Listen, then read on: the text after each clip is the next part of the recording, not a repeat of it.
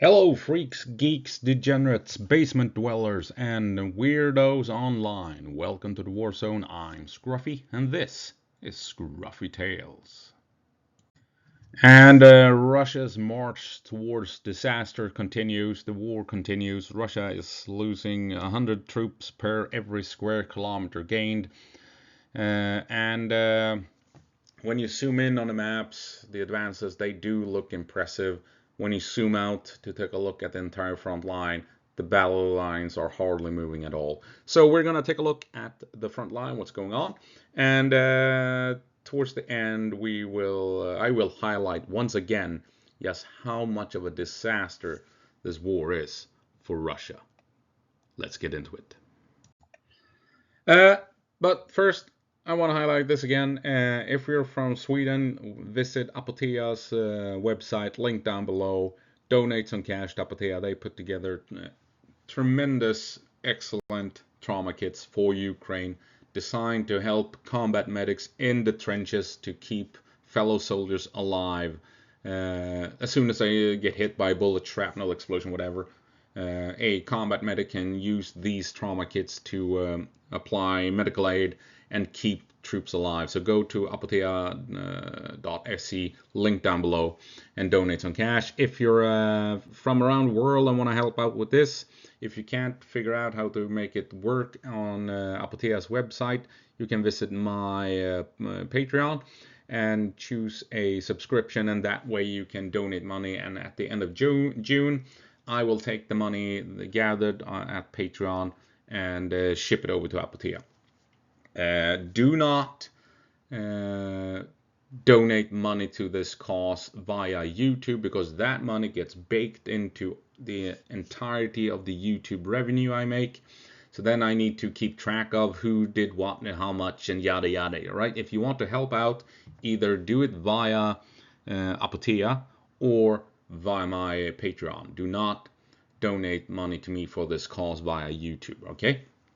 That's just a whole world of trouble and headache. So links down below. If you have it in you, help out with this. On my Patreon, you can donate as little as $1. If you have $1 to spare, why not consider donating it to help Apotea put together these awesome trauma kits. They have so far, at minimum, delivered 750 of them to Ukraine, and this saves lives. This keeps Ukrainian soldiers alive on the front line. Thank you.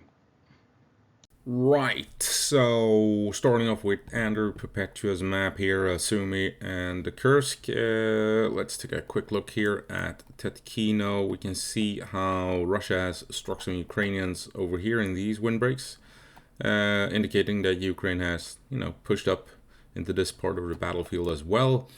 Russian drone strikes into the outskirts of Tetkino. So again, we know Ukraine is here. We know the Russians have been talking about Ukraine establishing fortified positions in and around Tetkino that the Russians are having issues with. One of those locations is the graveyard down here, and more than likely the buildings to the north of it.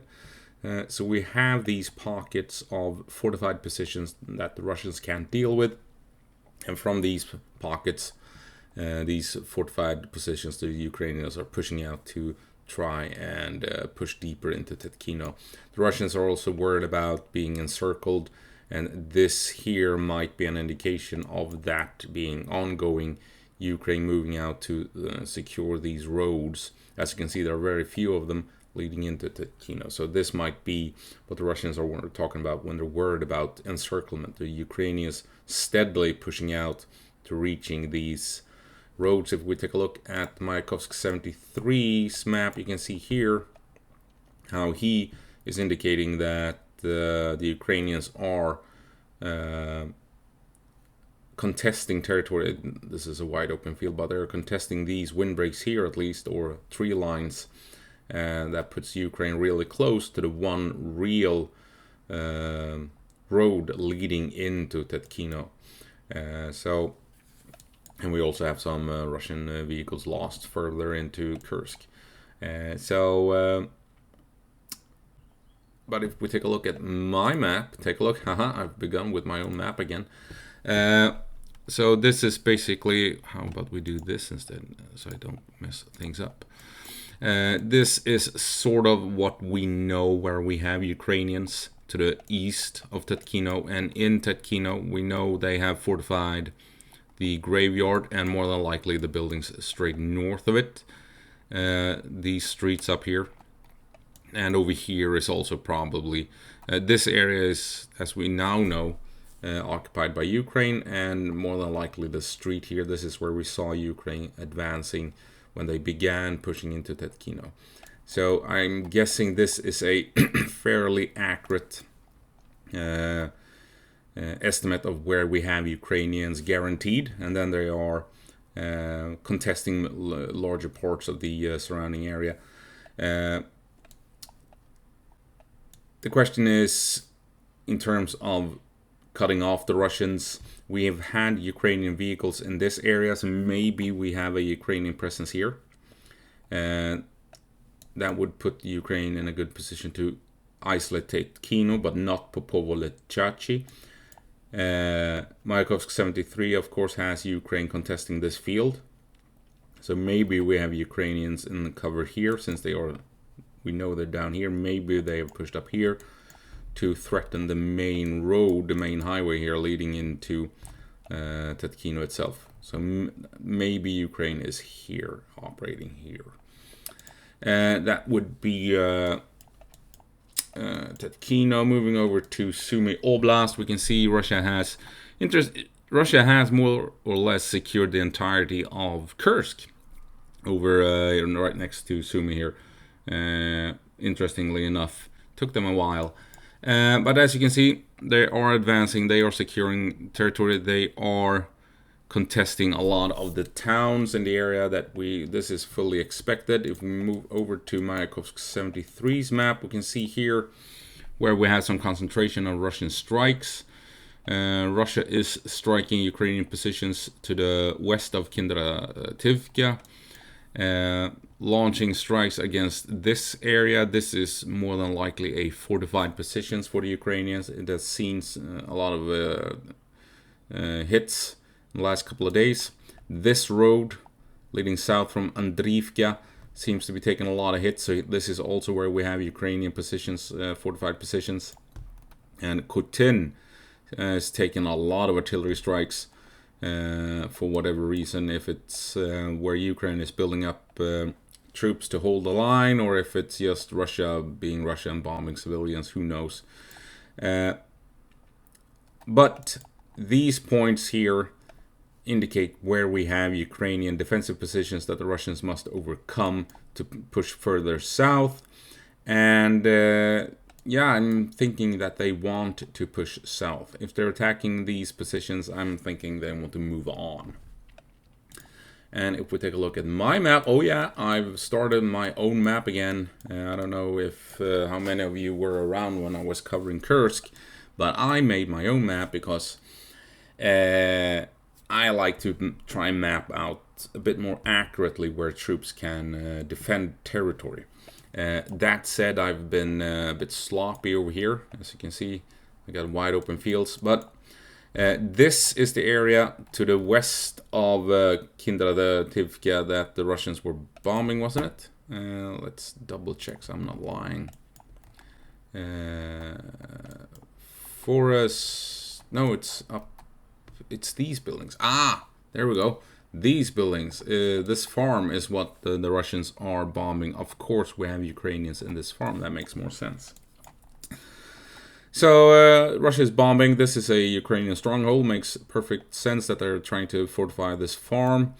The maps are not in agreement what's going on in Kindrativka. Some say Ukraine is holding the entirety. Others are saying it is contested. Some maps say that Russia is in control of it. So that is why I've made it half of it roughly is under Russian control, and the rest is, you know, a big question mark. Is Russia operating in this area here that is by some mappers considered to be contested? Who knows? But things are happening in and around Kindrativka. The road leading out of Oleksivka is where Russia has been attacking several key locations. This has been seeing some targets by Russian fiber optic drones, direct aimed strikes at Ukrainian defensive positions in these woods. So what the Russians wanted, and there are some more strikes further south along this road here. The Russians, they, as you can see, where you have points of contact here, where the Russians can move through cover, moving through these valleys into the tree lines here to try and secure the road. So what they're doing is more than likely calling in these drone strikes, indirect fire, airstrikes at the fortified positions that Ukraine is in control of, in order for Russian troops to on foot move through these valleys and these tree lines to try and push in and secure the fortified positions, trenches and barbed wire and bunkers and what have you. So this seems to be a big fight that is about to happen, as I'm fully expecting this to be a proper battlefield. I'm guessing we have a lot of trenches hidden in these woods, and this is one of the main obstacles that the Russians are facing at the moment. Ukraine is holding on to the Attrition area here. Novomykolivka is apparently contested, a lot of it fighting going back and forth. Same with Yablonivka, the Russians having trouble coming in on the flanks here. This is a very important valley, as you can see, with some high ground at the end in this forest, where you have lots of line of sight across these wide open spaces. So the Russians, they want to come in on the flanks to reach this valley so that they can push down through the valley where they have cover to reach this forest here. You can even see the outline here of that ridge line that overlooks much of the surrounding area. Yunakivka is a big question mark. It is, again, the mappers are not in agreement, indicating we have a lot of things going on here, lots of back and forth, difficult to gain a grasp of what's happening on the ground, heavily contested, more than likely Yunakivka. You can see the Russians are coming down here in the middle. I mean, if they can follow the tree line here, they will come in south of Yablonivka, but they can also begin to move down this way, follow the main counter road here to try and cut ways to access points into Yunakivka for the Ukrainians. And if they do that, then Ukraine can only move along these windbreaks here, and that makes it easy for Russia to move in drones and artillery to cut these approach points off, isolating Yunakivka even further, if they can push down this way and cut off access points from the direct west. So yeah, like I've said before, I fully expect Russia to take Yunakivka and these towns, Varachnie, Oleksivka, Andriivka, and Kindrativka. The question is, can they push south to the next cluster of towns and villages? And that is why this perceived fortification is of such importance. This is what I expect Ukraine to do, to hold these defensive lines, to deal tremendous amount of casualties on the Russians as they're trying to cross these the farmland here between the towns in the north to try and reach the towns in the south. We'll see how that goes. To the east, this has me a bit where we have indication that Russia has pushed into this part of the forest and that they're coming in the valleys here, taking these trees and forested areas.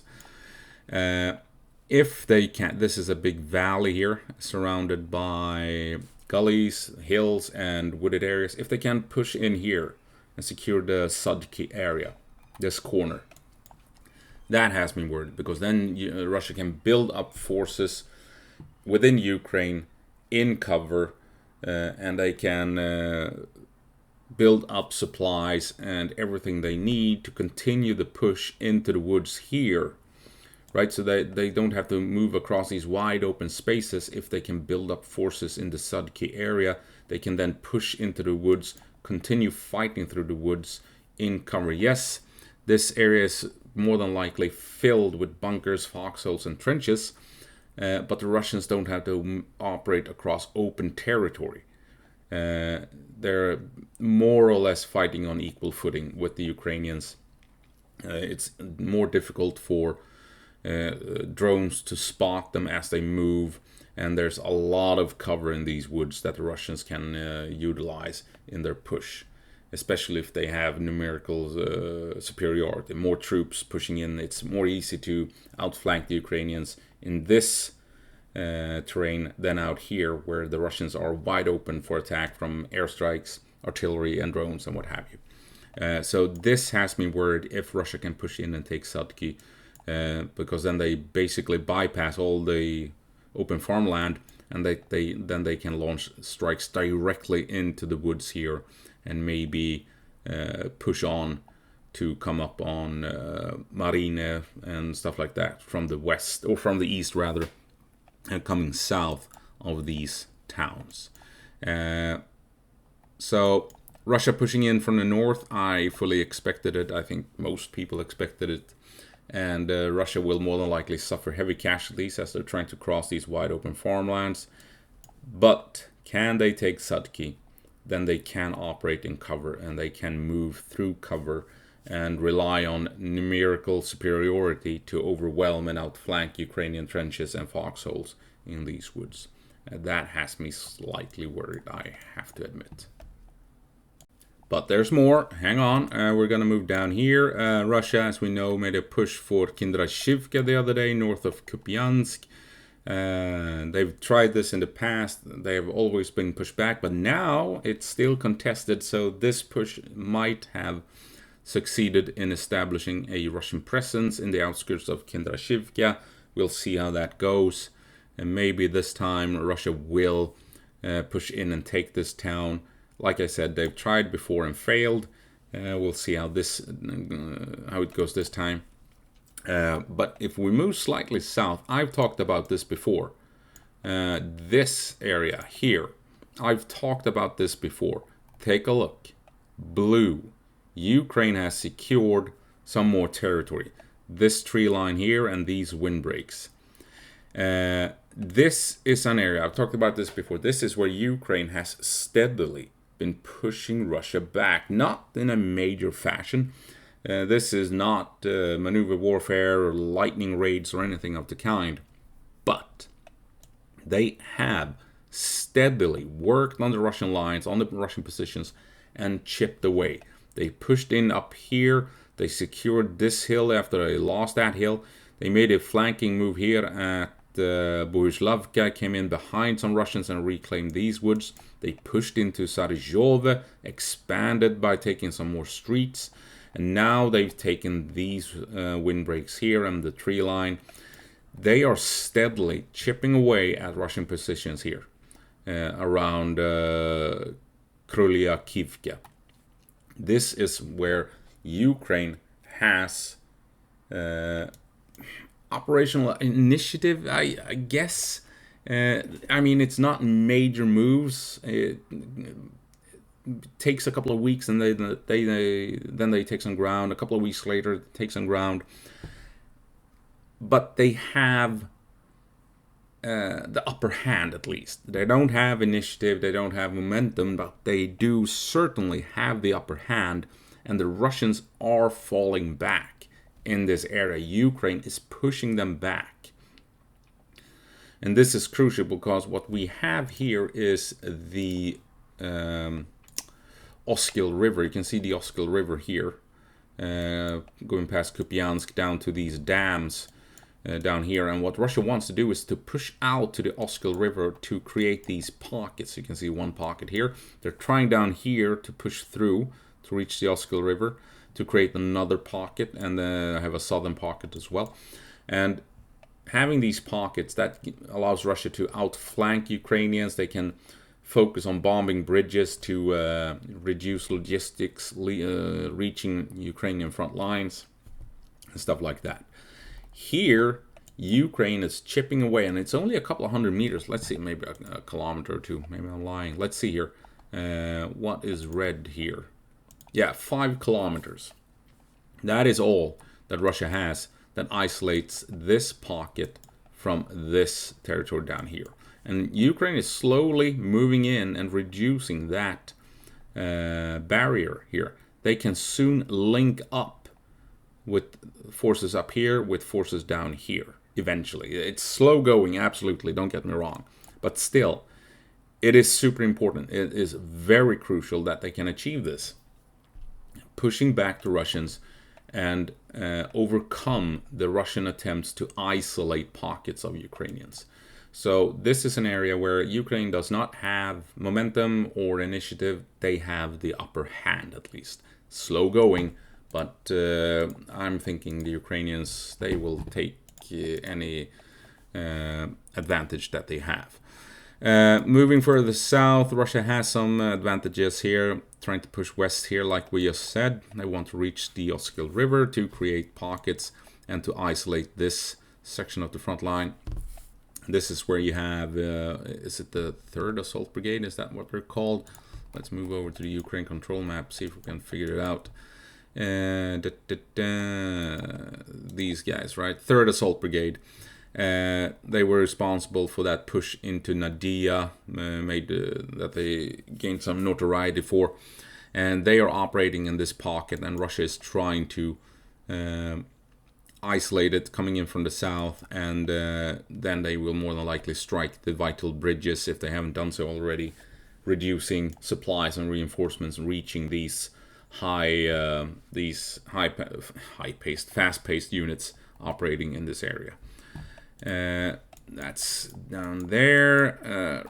Yeah, Ukraine has had some more success at Toretsk, but you know, you can see here that Russia has moved up here, moving down through this valley. I've been talking about this valley for months. Russia has now moved through it and pushed up into the, you can see Ukrainian drone strikes into these windbreaks. So Russia has moved through the valley and come up this way. At the same time, Ukraine has secured this mining facility or whatever it is that has been contested for some time. Ukraine held it for the longest. I doubt Russia was even in control of it. It's just that now it's confirmed that the Russians are no longer contesting it.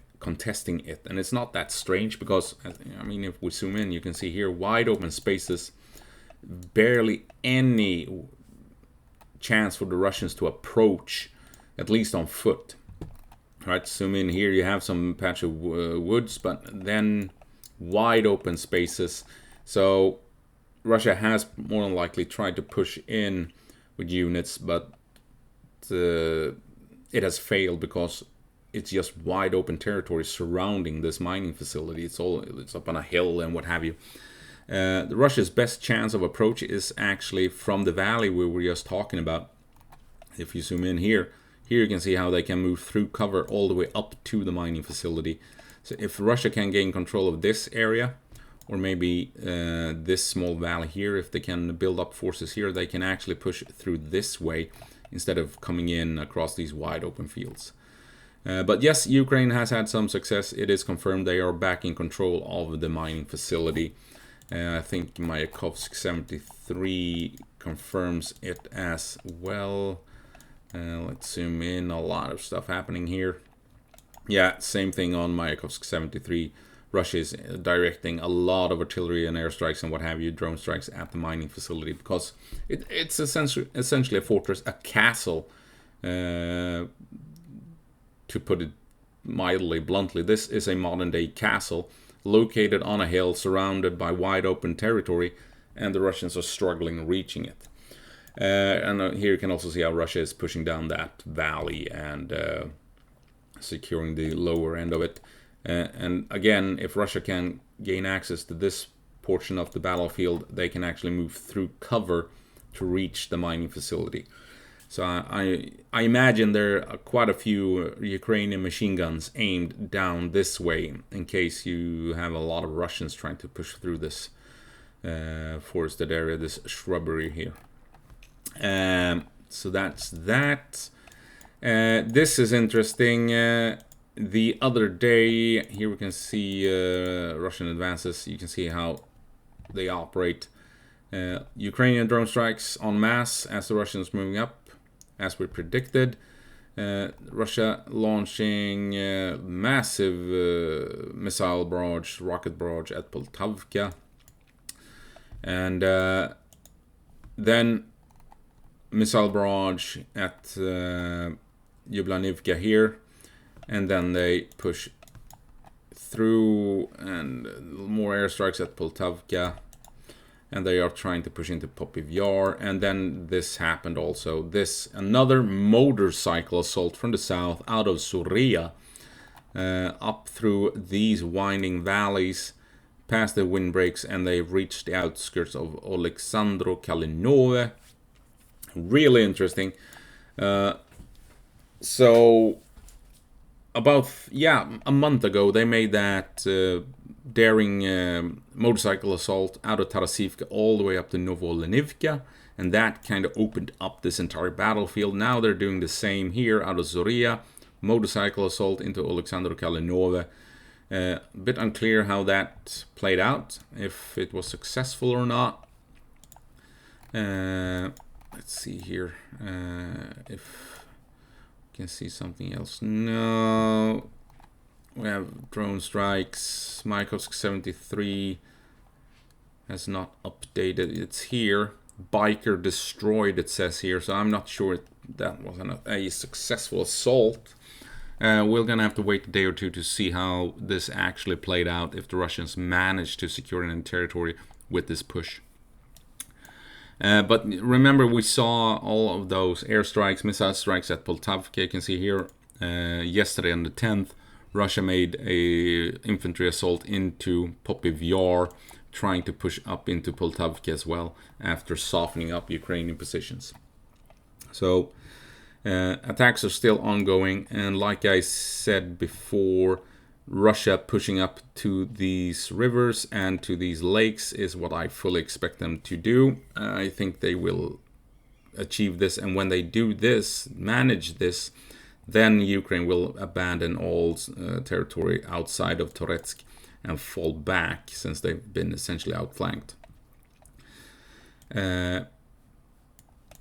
That's that. And Pokrovsk, not much happening in and around Pokrovsk. Not sure what's going on here, actually. If Russia has abandoned their attempts. I mean, they pushed in here towards Sverove, took some more territory here in these windbreaks.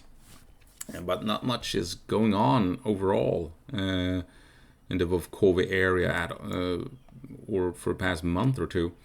The focus has shifted down to Bahatyr. You can see how Russia's pushed into Oleksivka, and they're coming up along the river here as expected. And I'm thinking, since we have Russians to the north of Bahatyr, that Bahatyr has fallen. If we take a look here, you can see here Ukrainian drone strikes in town, Russian flags in Oleksivka after pushing through. With Russians up here, I'm not sure how Ukraine can support troops in Bahatyr, so therefore I'm thinking Bahatyr has fallen and is under Russian control at this point. And here you can see Russian shelling and a Russian assault, but not updated as contested, even if we have Russians all the way out here. Does that mean that the assault failed? Maybe. But yeah, again, Russia will reach this. There's a river here, the Solona River, right here. I've said it for, is it 10 months, 12 months? Russia will push out and reach this river. It is inevitable. The thing is, Ukraine is doing an excellent job in slowing down the Russians. It has taken them forever, and it will more than likely be more of the same over here. Russia trying to push out to this river, and Ukraine is doing a damn good job of slowing the Russians down. It's a slow grind, and every inch costs Russia bloods and sweat. I believe at the moment Russia is losing roughly 99 casualties per every square kilometer that they secure. Incredible numbers. But that is the front line essentially. Let's take a look at Stepove. I've forgotten about Stepove. How's it going here at Stepove? Yeah, still contested. Russia has not pushed past Stepove. Still holding that tiny, tiny village. Incredible. But yeah, that's it, I think, at the moment. Now, 2024 was a massive disaster for the Russians. I mean, just take a look at this. This is the numbers for the first 2 years of the war. 2022, 2023, up to the beginning of 2024. Here you have the numbers, Russian losses. Take a look what happens in 1 year. This is from February of 2022 to January 5th, 2025. So this is 1 year after these statistics, roughly 1 year, right? Take a look at personnel losses. Boom, doubles, right? Tanks, all of a sudden you got 3,000 more tanks in 1 year. Armored personnel vehicles went from 11,000, almost 500, to 20,000. Artillery systems from 8,800 and change to 21,000, more than doubled. Right? Something happened in 2024, and what happened was that Russia just went balls deep and sacrificed everything. They threw everything they had at the Ukrainians, and they took massive amounts of casualties in this 1 year of combat. Just incredible numbers. And what do they have to show for it, or what did 2024 give them? Well, they advanced approximately 4,168 square kilometers in 2024. Roughly the size of Rhode Island, for my American viewers. Roughly the size of Rhode Island. That is what Russia secured in Ukraine in the entirety of 2024 with these casualties, right? And that is, in terms of Ukraine, 0.69%. 4,168 square kilometers is approximately 0.69% of 603,000 square kilometers, which is the total area of Ukraine. So in 2024, 12 months of combat, doubling their losses, 400,000 dead and wounded, and Russia managed to secure 0.69% of Ukraine. Not even that, because included in these square kilometers that they secured is territory in Kursk, territory in Russia. So when we're talking Ukraine, they secured even less. Then we're down to what? 0.5%? And they lost 400,000 troops, gaining 0.5% of Ukraine in an entire year. So here you have between January 1st, 2024 and January 1st, 2025, Russian forces suffered approximately 434,000 military casualties in Ukraine. These losses represent roughly 41 to 48% of Russia's total battlefield casualties since the full-scale invasion that began in February of 2022. I mean, so all of this to secure Rhode Island, or simply put, 0.5% of Ukraine. Because remember, they also took ground in Kursk, securing their own soil, right, in 2024. And that is baked into these figures. So when we're talking Ukraine only, we're down to 0.5%. 434,000 casualties, dead and wounded, for 0.5% during 12 months. And 2025 so far doesn't look to be a greater success than 2024. I mean, here you can see the Russian territorial gains in 2025, and as it says here, March saw the highest monthly gain, primarily due to operations in the Kursk region. So again, in these numbers, territory in Kursk in Russia is included, and then you end up with 2,076 square kilometers. Half of what Russia managed to secure in 2024. We're halfway into 2025, so we're on track to reaching the same 4,000 square kilometers in 2025 as well. 0.69%. We're on track to seeing Russia securing 0.69% in 2025, just like in 2024. And as it says here, from Ukrainian General Staff, indicate that Russian forces suffered 160,600 casualties during the last 4 months in 2025. So it's even more at this point, right? For an average of 99 casualties for every square kilometer taken over the last 4 months. So, I mean, this war is a complete disaster for the Russians. And the numbers speak it quite clearly. They are securing 0.5% of Ukraine per year while suffering hundreds and hundreds of thousands of casualties in the process. I mean, if this is a war of attrition, who's winning? Because, you know, Russia's lost the artillery advantage. The artillery advantage has dropped from 10-1 to 2-1. Right? Russia is relying on donkeys and motorbikes and golf carts instead of BMPs and tanks.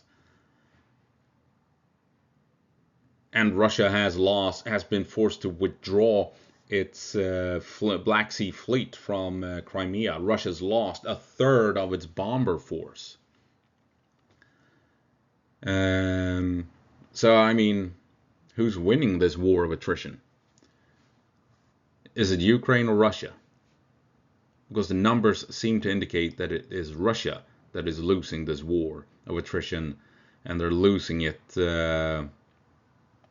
heavily, and it's just a complete disaster. And yeah, that's it. That's all I have for you. Russia is pushing ahead. They're relying on motorbikes. Ukraine is pushing back at some locations, but the Russian advance is extremely slow and extremely costly in the way of human lives. It's just insanity. And if you have a dollar or two to spare, why not consider donating it to help out, to donate money to Apotea to put together these trauma kits. Anyway, that's gonna have to be it. I hope I'll see you in the next one. As always, gå på marsch Ukraine and give them hell.